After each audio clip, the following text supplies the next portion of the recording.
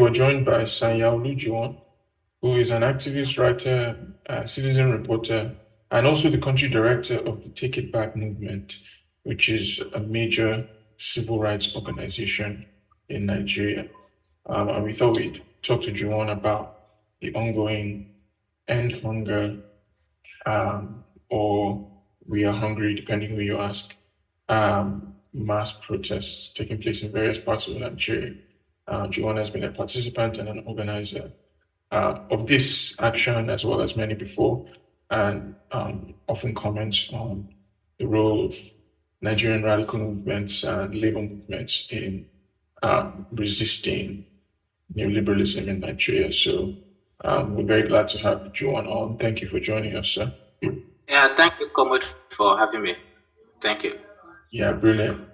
So maybe we start with a little bit of background into the current protest. So obviously, in the past few months, Nigeria has undergone a new round of policies to liberalize the economy. I mean, the most characteristic ones being the removal of the subsidy on petroleum products and the liberalization of the national currency. And these have resulted quite immediately in a dramatic spike in inflation, particularly of food, and increase in the cost of petroleum and the overall cost of living crisis. We've seen some spontaneous protests emerge as a result of this too, particularly in northern states, Niger and Kano being examples, but also in some southern states like Ibadan. But we hadn't, up until recently, had a formal response, or let's say a call to action by the labor unions. So that's the recent change that we wanted to better understand. Why in effect the labor unions decided to intervene, and what the result of that intervention has been. So, Juwon, I mean, as someone who was watching closely the politics of labor ahead of the outbreak of these recent protests, can you give us a bit of a sense of context as to why labor, at long last, some may say, decided to call for protest? Before we get into the protest itself, how it went and the aftermath, I just thought it would be good to think a little about actually what propelled labor to go into this, and what did they seek to get out of it. So what do you think about that? All right, thanks a lot, Comrade, and special appreciations for putting together this podcast. And I think, as you have rightly mentioned, it's an interesting turn with the intervention of labor in the protests that have been breaking out at a different part of the country. So, and severally, as a matter of fact, since the emergence of Tinubu, when it was inaugurated effectively May 29, in which case he immediately announced the removal of fuel subsidy, Labour announced a strike action, which, by the way, did not happen. It was shelved, and subsequently again, I think even last year, Labour threatened to go on strike twice over the hardship that had been caused by first by the removal of subsidy on fuel, and then with the policies of floating the naira, that has caused the naira to practically lose value, also having similar implications as subsidy removal in terms of increment in cost of essential commodities, and especially food. Yeah. So the only time it eventually ever attempted to go on strike after it, that was the third time, by the way, was when the Congress President Joe Ajaero was attacked in Imo State over demands of labor to compel Uzodinma, the governor of Imo State, to pay outstanding so far workers, and also implement the minimum wage that has been agreed with the state government. Yeah. That's it also. So practically speaking, Labour had called for strikes 3 times last year, and went on just implemented just one, which was, like I said earlier, when Ajero was attacked in Imo State. But so practically speaking, there have been building momentums Yeah. and agitations for Labour to go on strike. And as a matter of fact, it was those building agitations from below, especially from workplaces, from average workers, the rank and file, that even compared. You will remember last year, Labour proceeded on a day protest too, Yeah. that took place nationwide. But as usual, it was it's commendable at every time when Labour decides to go on protest.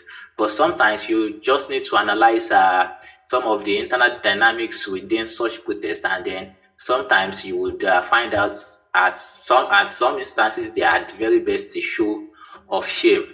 At least some of us experienced in Lagos.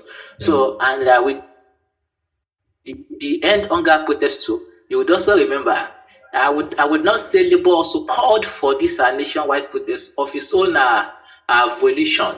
It was also a product of an existing social mood, some sort of anger that is already in the land, that I think the Labour correctly decide to capitalize on, because already protests have been happening everywhere. In Oyo State, people have been protesting. Ogun State, people did not even, as a matter of fact, in Ogun, people did not only protest over hunger, they also protested over high cost of sachet alcohol. That was interesting. Like they said, alcohol like Action Bitters, Alomo, Origin, those Chelsea that these people drink inside. So they have become expensive, so they're protesting over it. You understand? So they were, so that, because I mean, these are the things that help you forget the hunger, actually. Yes, exactly. People who cannot afford the whiskey, or can't afford to buy rich people, and yet so they will obviously have to rely on the sachet alcohol, to have the. So they also protested over that in Ogun State, specifically Ota. We've had resistances too in Niger, in Katsina, in Kwara State, in Ibadan. But interestingly, the language is just one. It's the unifying language. Everybody is hungry. Nobody's and I think Labour capitalized on that, and then called for the nationwide action. They called for 2 days action, as a matter of fact, 27 and 28, in which case the only it was only 27th was the only action. They called off the second day, they suspended action for the following day, but the 27th action, it did happen under very terrible circumstances. Let me leave it at that. I want to come back to the question of the action itself, obviously, which will be the bulk of our conversation, and then why it ended so abruptly. But I mean, one other question I had about the context is, how do you feel these popular, spontaneous protests that had already been taking place before Labour called for its own involvement, how do you feel those protests actually felt about Labour's participation? Because one could say that, in a sense, it was the absence of the Labour unions in calling for some kind of mass resistance that was leading to some of these communities taking action into their own hands, as it were. So do you feel like they saw Labour's intervention as positive, as contributing to their momentum, or as a sideshow? And I guess it doesn't have to just be about the areas where there was already action, but maybe you can respond in terms of the popular mood more generally. Do you feel like there is still some hope in labor unions as a vanguard or a site of leadership for responding to popular agitations, or do you feel like some doubts have crept in after the recent period of strikes that were called for and not implemented? Yeah, you see, over the years, labor and organized labor have lost capacity in more ways than one. And the greatest damage that so far had been done to labor is the loss of identity. That is radical identity, pro-people identity, that automatically projects it as the voice of the Nigerian people. As a matter of fact, with the current state of labor, the government hardly fears labor anymore, right? But the government is more terrified. The government is more terrified by those spontaneous protests, those spontaneous organizing that could plummet into NSAS of 2020. The government is more worried about that. And as year in, year out, they are less and less worried about organized labor, because obviously it is audible to the deaf and also visible to the blind that labor had over the time lost popular support. And unfortunately too, Tinubu made reference to it as a response to the labor protest. Tinubu said unequivocally that you are not the only voice of the Nigerian people. Indeed. You understand? It's a big blow. Yeah. Because at any rate, the organized labor is the vanguard of all oppressed sections. Practically speaking, the labor president is the president of the Nigerian masses. Is the president of the Nigerian masses, and in a situation where they've become so weak, and that the governments can then come out boldly to tell them that there are no voice. They can't categorize themselves as the voice of the Nigerian people or the overall voice of the Nigerian people. It seriously shows the level, I would say, finish that currently is labor as it stands now. So I think there is a lot of work to be done regarding rebuilding that image of labor, and we can't rebuild that image of labor without labor revisiting the problems of number one, calling strikes and eventually not implementing them, calling for protests and mobilizing half-heartedly. Calling for protests and protests not happening. As a matter of fact, even with the organized civil society, though they've also lost this kind of sense of camaraderie. So it's a whole bunch of contradictions. But for me, the trade union is just a part of the labor movement. I'll get a very, very significant part of the labor movement. But the labor movement does consist of other parts, like the civil society, the student movement, which also have been demobilized over the years as a result of similar challenges that have demobilized labor. That is frequent attacks on the structures and on the leaders over the years. You remember NANS also suffered serious attacks both at the national level and at local campuses, expulsions, arrests, victimization, murder.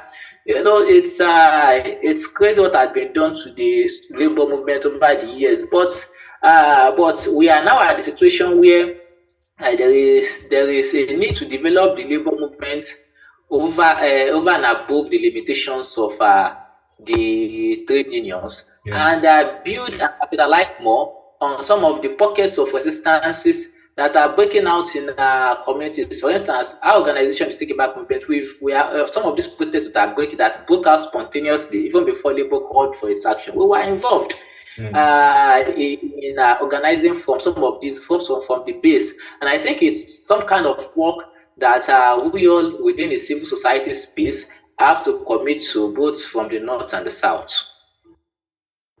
Excellent. Yeah. Thank you for your insights that you've given to us, because it's really essential that we have someone or like revolutionary organizations on the ground that have the foot on the ground, feeling the temperature of the people and able to give like a right or logical analysis of what's going on. And that even brings me closer, like for us to zoom into what happened in Lagos, because from the little that I saw, yeah, with the Lagos protest, I saw that it was the police that was leading the protest, which was very funny to me.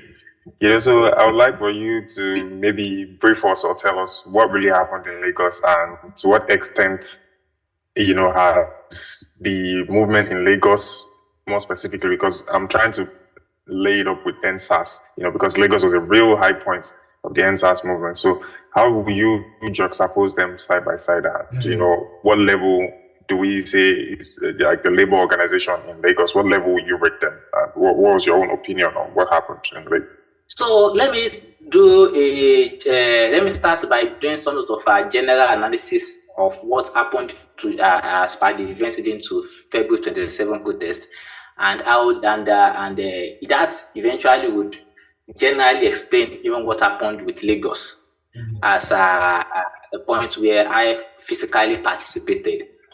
I don't know, when so many things happened really. NLC declared for a nationwide protest. Already when the NLC declared for the protest, many people took the announcement with a pinch of salt that as usual, they declared protest, they will call it off before the date of protest. So even until 12 midnight of the day of protest, people were still not sure that the NLC will not enter a meeting at 1 a.m. and then just call off action. I remember they did something similar in September 28, 2020. I was coming from Lagos to coming from Abuja to come and participate in the actions in Lagos the following day. At the moment I landed the airport in the night in Lagos. I landed the airport in night, and I just only for me to switch on my data and then reading Premium Times that at a meeting around the depot had suspended a strike that was supposed to commence on 28th. That was so I was like, I particularly left Abuja because of to come and participate at the protest. So people have this kind of experience. So that even at 12 midnight, people are still not sure whether Labour was going to embark on the protest or not. So that when the protest eventually happened, Nigerian people did not participate, also due to those kind of skepticism and uncertainty around Labour actions. So that is number one. Number two is that there are two trade union centers, the NLC and the TUC. So while the NLC was mobilizing, the TUC, largely of senior staffs, they were demobilizing. So how did they demobilize? Number one, the president of the TUC wrote a protest letter to the NLC, a widely circulated protest letter, even leaked it to the media. He didn't even retain it as an internal memorandum. And if you leave it at, you can communicate internally within union such that we will all know what is happening, right? They do that a lot. But for you to know this is a deliberate attempt at demobilization.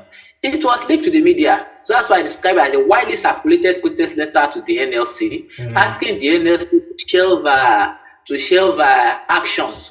As if that was not enough, 24 hours to the date of protest, we had just ended, that's on 26th, we had just ended the protest called by the collective civil society organization, JAF, CORE, TIB. We had just, and then after the protest, we went for a meeting of the Lagos chapter of the NLC, where we are all discussing how 27th would look like. That is, making preparations The meeting was chaired by the Lagos chairperson of the NLC. It was there and there that we started listening to the press conference of the TUC, dissociating themselves from the protest and also directing their members not to participate in the protest, that they have other tools of engagement. That is a significant part of the labor movement effectively demobilized from the action of 27. As if that was not enough, the TUC then went further, wrote an internal memo to workers of the union, compelling all of them to resume work. That was the sabotage done by the TUC during this protest is exceptional, or perhaps if I must say, quite unprecedented, such that some people even say that TUC is a different arm of the Tinubu's government. Generally, people put the labor union that way, but unfortunately, the TUC is far worse. So this is the terrible role the TUC played in the event leading to 27th protest. And then we go down to the student movement, largely compromised, and equally demobilized over the years. The student movement could have also chosen to keep quiet if it's not going to join.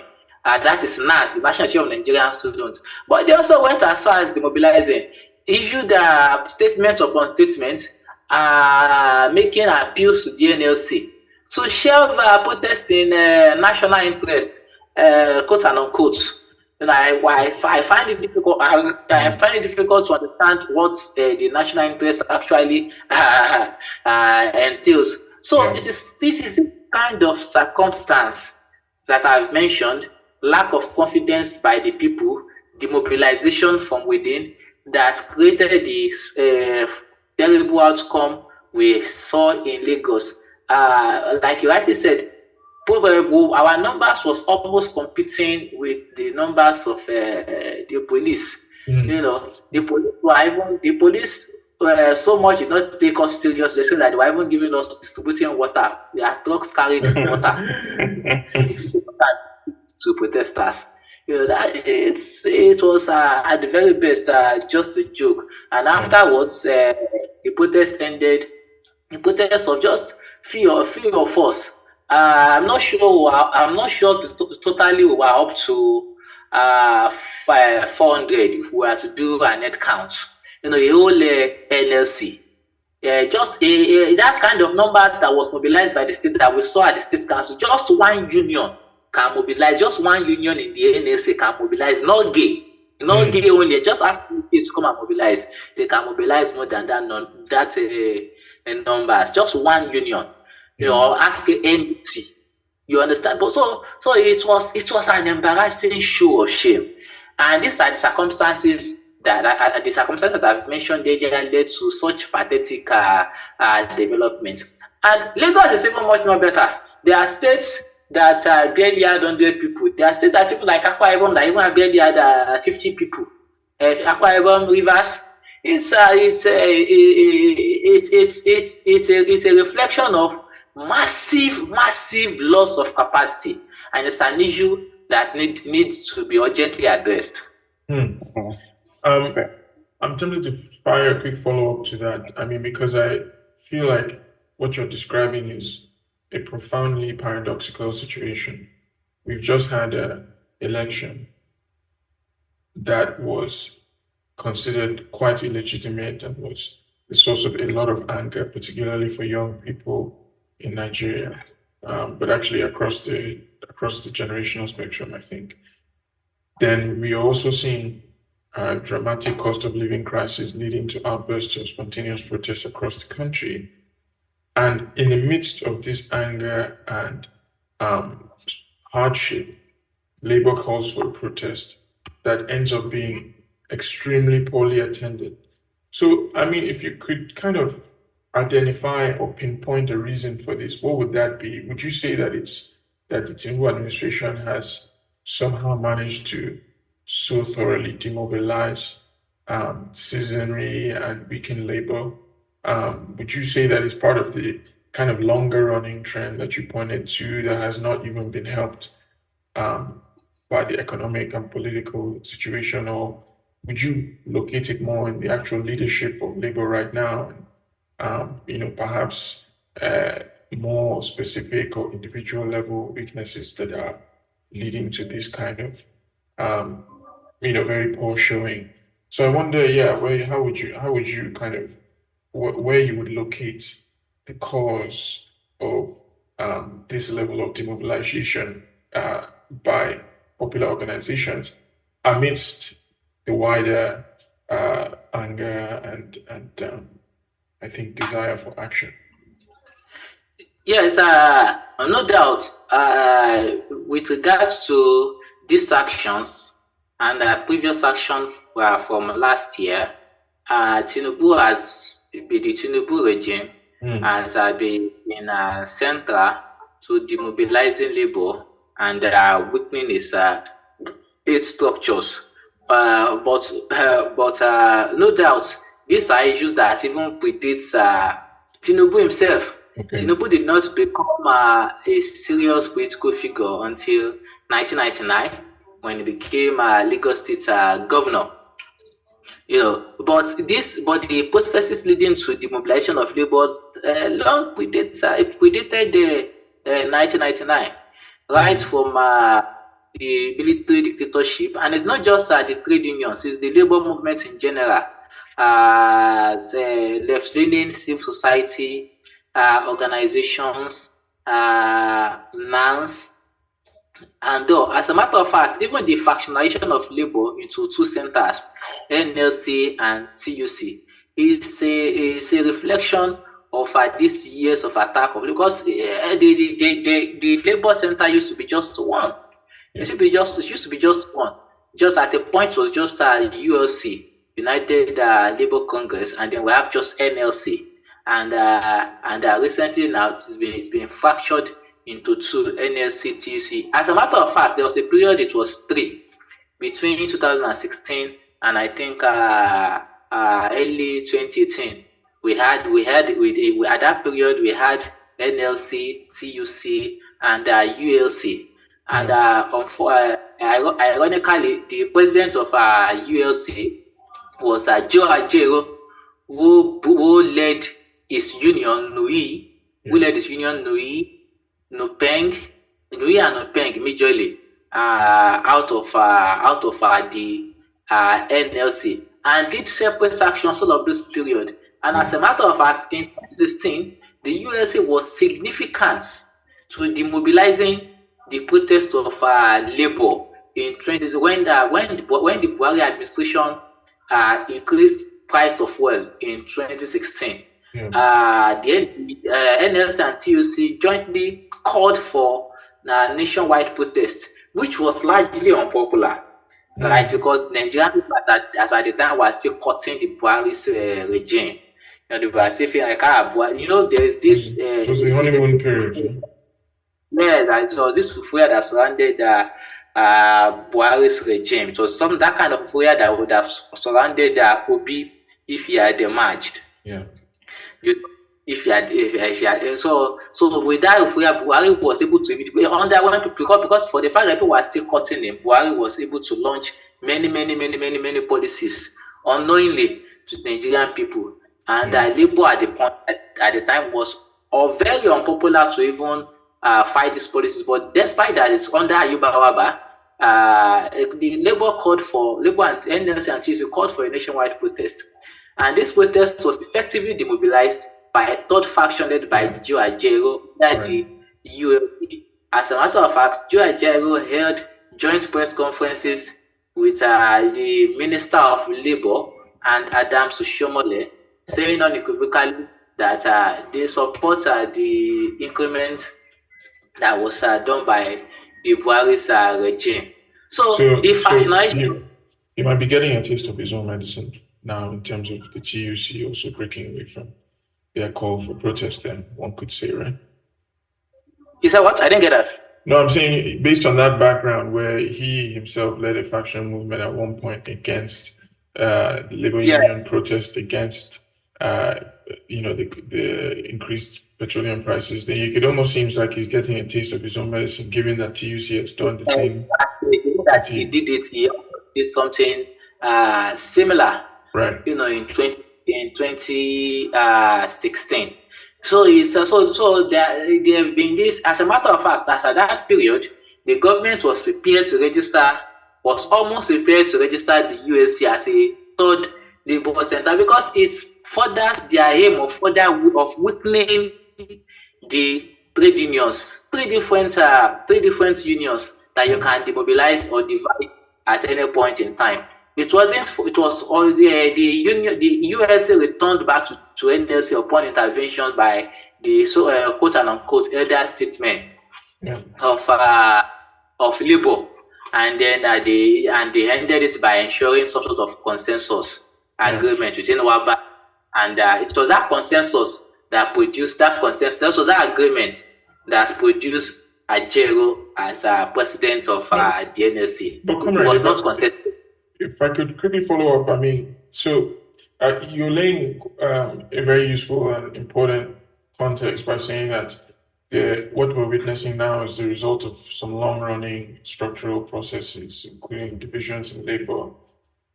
Yes. That happened prior to now. But I mean, one could say that despite those structural limitations, we were still able to see in the past couple of decades some moments where labor, the trade unions, exercised some agency. So I think, of course, probably the most memorable of those moments would be the Occupy 2012 subsidy removal protest, or some more localized protests during the WABA period, including the resistance in Kaduna to the government, the El-Rufai government's anti-labor policies, some of which were reversed. So it almost seems like there have been, nonetheless, some moments when the trade unions were able to intervene meaningfully in moments of popular agitation, despite these structural limitations. So one then wonders whether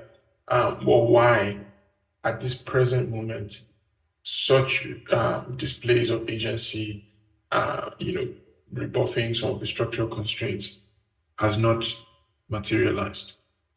So what do you feel? I mean, you've given some partial answer, I feel, in terms of identifying the factional background that produced even this Ajero government. But one feels that in the context of this very poor election and the rising anger at the regime, that it seemed like there was very much an opportunity here. So it does still feel like the puzzle was not entirely resolved, and I wonder how you might process that.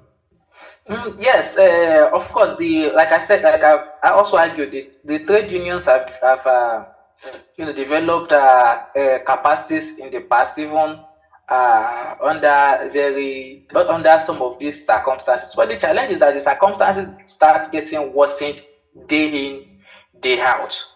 You understand? And all of which provide the result is what we had at the last protest. But at any rate, the truth of the matter is the fact that even Nigerian people have been protesting on their own before the NLC showed that before the NLC protest, it's a reflection of the fact that Nigerians are actually hungry, number one. Number two is that Nigerians are also capable of mobilizing. That's number two.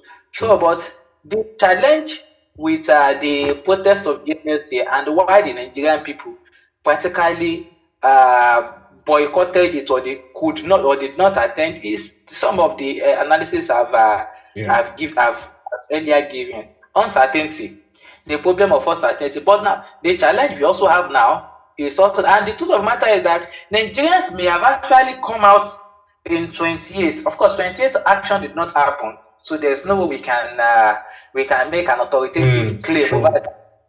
But at any rate, there is a larger possibility that Nigerians who are in doubt of 27th would eventually come out on 28th. Right? Because they were interested reception. We marched on this. In fact, we marched on the civil society had marched on the street first on the 26th. We had interesting reception. People want to come out. People were hungry. You understand? So, we had similar. We had on 27. We had similar. You know, we had similar feelings on this. Like people are welcoming of actions, so that if the protests have actually continued on 28th, people who initially were in doubt of Labour would have trooped out, and eventually you will see that reaction when NLC immediately announced the suspension of the protest in the evening of 27. If you study the mode on social media, Twitter and Facebook to be precise, people say yes, we said it. That was the the preponderance of opinion. Now the challenge we are in now is that we're finding it difficult to see some sort of organizing that we've seen prior to the NLC protest, as though the calling of the NLC protest came to put some sort of a suspension to this independent and spontaneous organizing that had been ongoing. And I think it's a challenge that we may want to revisit. But it is only organizing that have been tamed. Reactions to the order have continued. Yeah. Number one, people are protesting in prison. Just prison to be precise. Number two, people are violently liberating food from trucks. People are breaking into warehouses.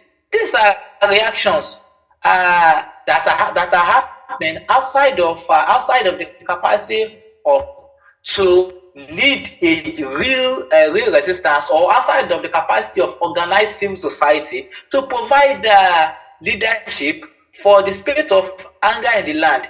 And at any rate, we must come to terms with the fact that the Nigerian people will resist nonetheless. So, Yeah. but whether this will become revolutionary or not depends on how the civil society and or organized labor are better positioned to provide leadership for the actions that would be coming very soon, sooner than imagined. And I must also add that it's this kind of spontaneous action that actually dreads the government of Tinubu or any other regime for that matter.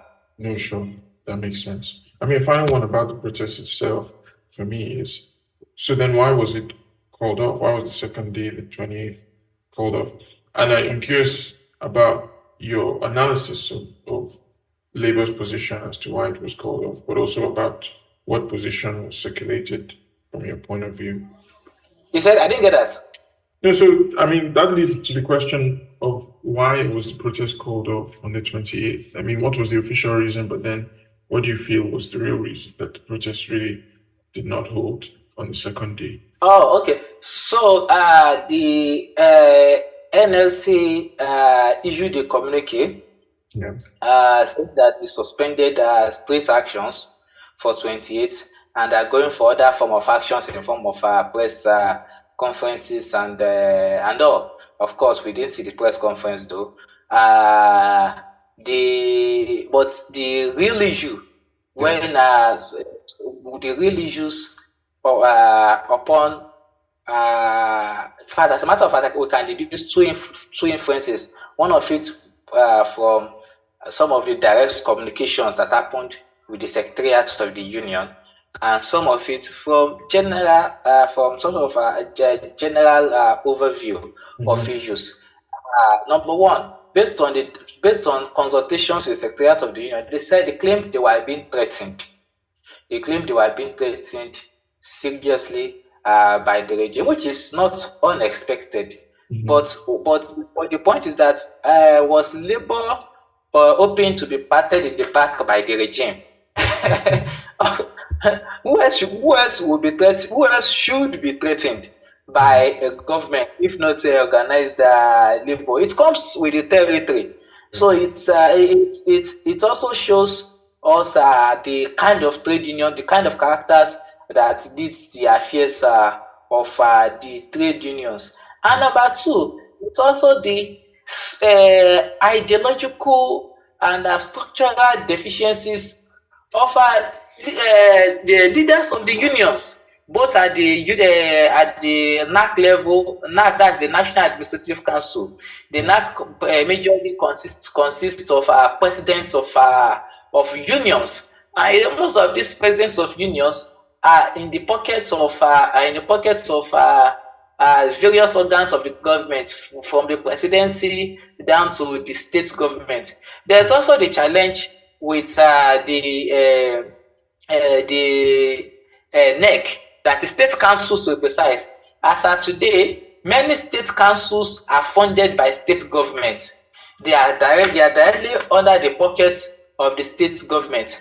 And there was a program where I attended where some of these state councils, where questions were posed to them as to why they are always in the pockets of state governors and why they are always collecting money from state governors. And the answer they also give were, though or not really ideological, but they were understandable.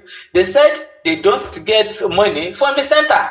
Right. So if they don't get money from the center, how do they organize? How do state councils? How do they function? How do the state councils are organized? So in that end, they are open to good gifts from state government in form of cash and all. So he who feeds how they say this who pays the piper dictates the tune. He who pays the piper dictates the tune. Thank Absolutely. you. This English sometimes can be complex. Your language, no worry. So all right, so I think so that is so I think that it is the fact there is a challenge that the trade union lacked capacity to proceed the 2027, and unfortunately whatsoever we're saying now with the trade unions is the best we can get from them. And if we intend to get better than the sad situation we have now, there is serious need to revisit all of these deformed organs of the unions. That's very, insightful, because you mentioned a whole lot, especially about the failure of unions and how they seem to have been thoroughly compromised. And again, I would even just want us to go back to the political aspect of things, because ultimately what revolutionaries or people that want to change society, what they need so much is the power to change society. But how do we x-ray the so-called parties, like for example the Labour Party that's supposed to be on the same page with the people? How do we x-ray them and look for a solution?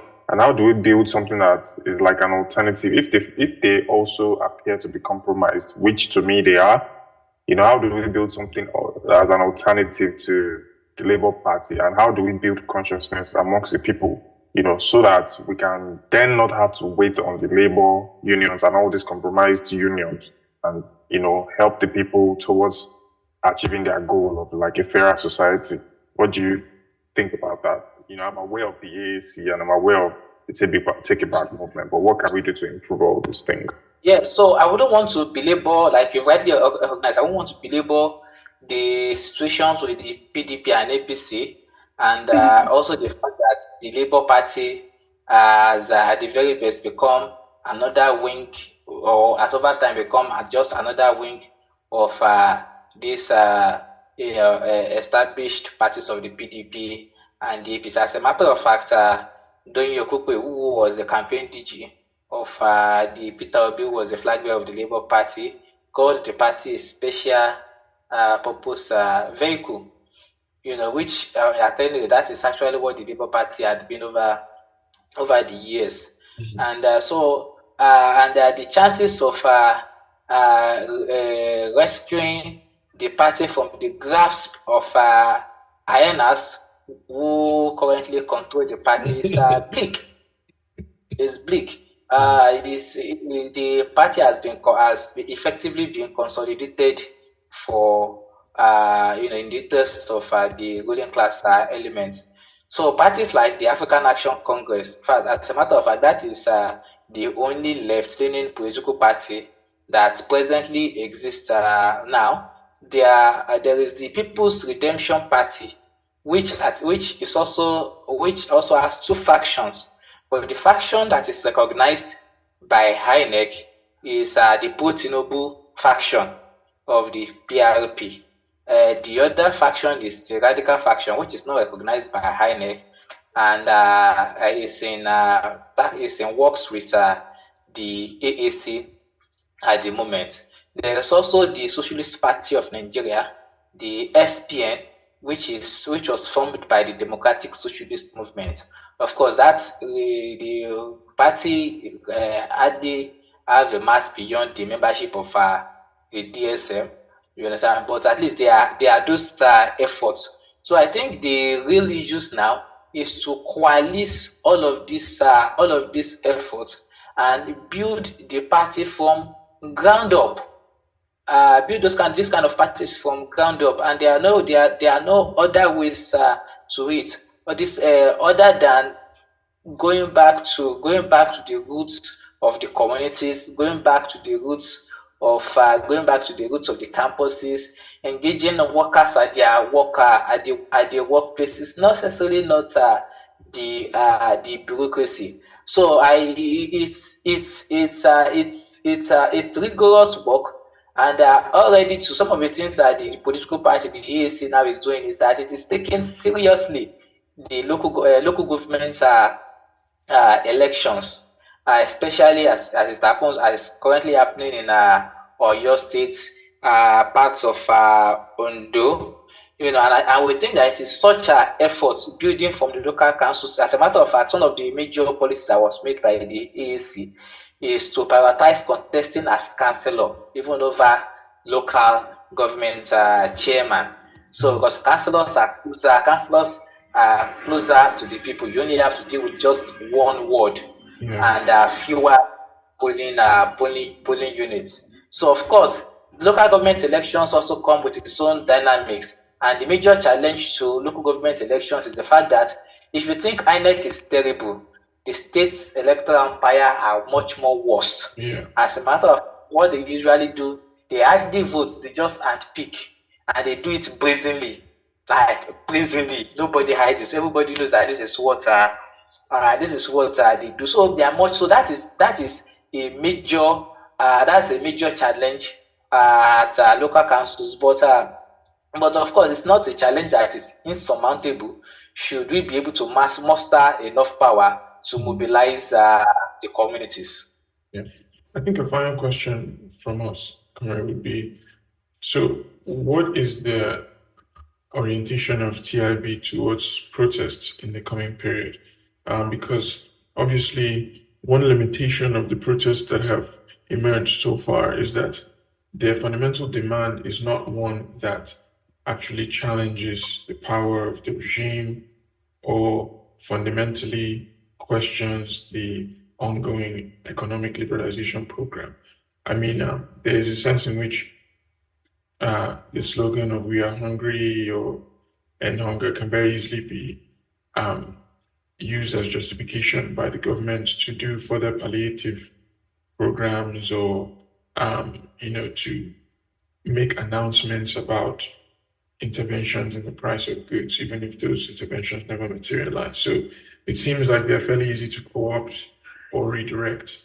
And as you've also mentioned, in practical terms, the spontaneous protests have occurred in a way that isn't necessarily, as is the nature of these things, coordinated. So, some have occurred in this location or that, but it's not evident that there's any communication or coherence amongst these actions. So for an organization like yours that is, oriented towards trying to elevate the level of social action and to introduce a new ideological paradigm into the way our economy is governed, how do you intend to engage with these popular protests in the period that we're anticipating, where it's likely that there will be more of such protests?